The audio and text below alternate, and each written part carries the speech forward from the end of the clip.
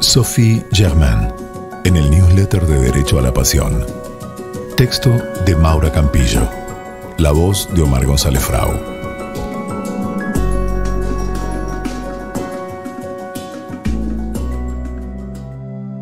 En 1794, con solo 18 años y sin haber puesto un pie en la universidad, no porque no quisiera, sino porque el acceso no le estaba permitido, Monsieur Antoine Auguste Leblanc se hizo con los apuntes de las clases que dictaba el eminente matemático Lagrange en la École Polytechnique.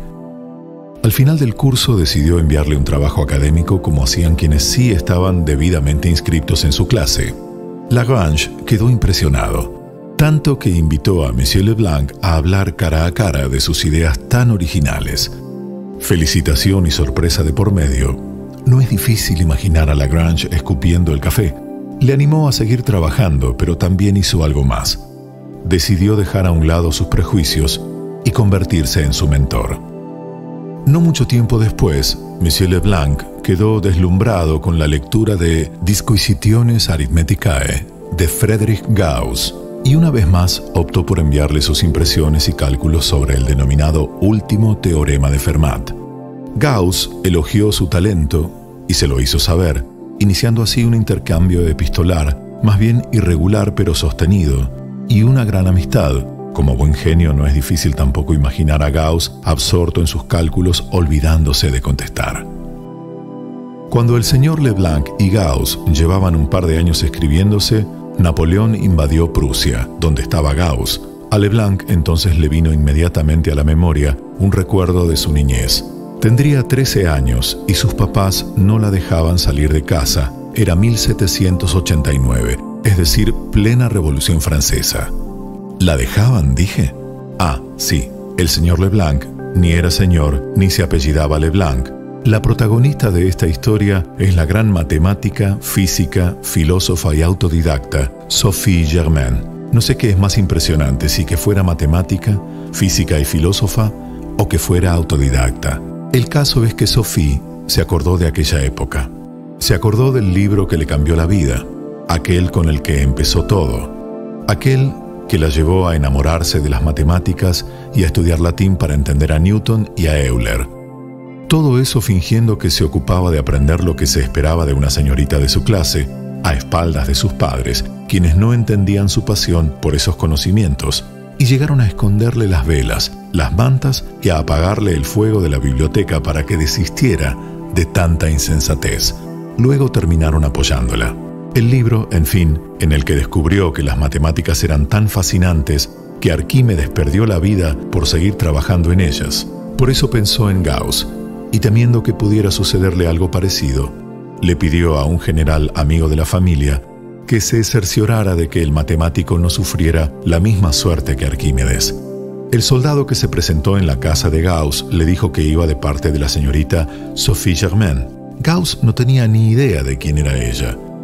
Cuando lo supo, esto fue lo que escribió.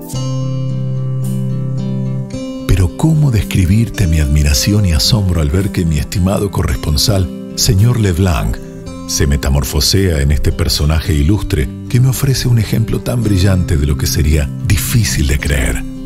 La afinidad por las ciencias abstractas en general y sobre todo por los misterios de los números es demasiado rara. Lo que no me asombra ya es que los encantos de esta ciencia sublime solo se revelan a aquellos que tienen el valor de profundizar en ella. Pero cuando una persona del sexo que según nuestras costumbres y prejuicios debe encontrar muchísimas más dificultades que los hombres para familiarizarse con estos espinosos estudios y sin embargo tiene éxito al sortear los obstáculos y penetrar en las zonas más oscuras de ellos, entonces sin duda esa persona debe tener el valor más noble, el talento más extraordinario y un genio superior.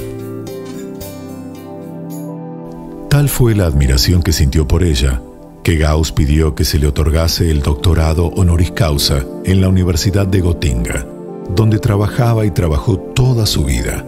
Se lo concedieron, pero no en vida. Sophie murió a los 55 años tras sufrir un cáncer de mama. Son muchas las contribuciones de esta excepcional y apasionada autodidacta. Baste mencionar que su disertación filosófica, publicada de forma póstuma, fue elogiada por Auguste Comte y que sus contribuciones a la física le valieron el mayor reconocimiento posible, ese sí en vida, por suerte, el Prix Extraordinaire de las Ciencias, algo así como el Nobel de la Física y de las Matemáticas de aquella época. Por cierto, de matemáticas no hay, pero esa es otra historia.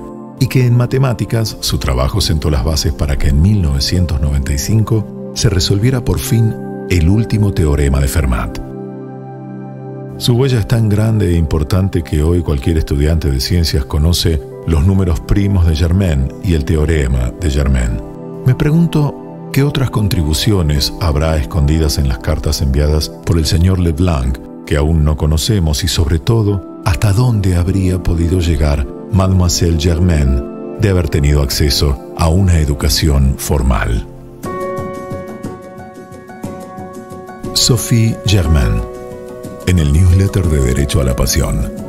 Texto de Maura Campillo. La voz de Omar González Frau.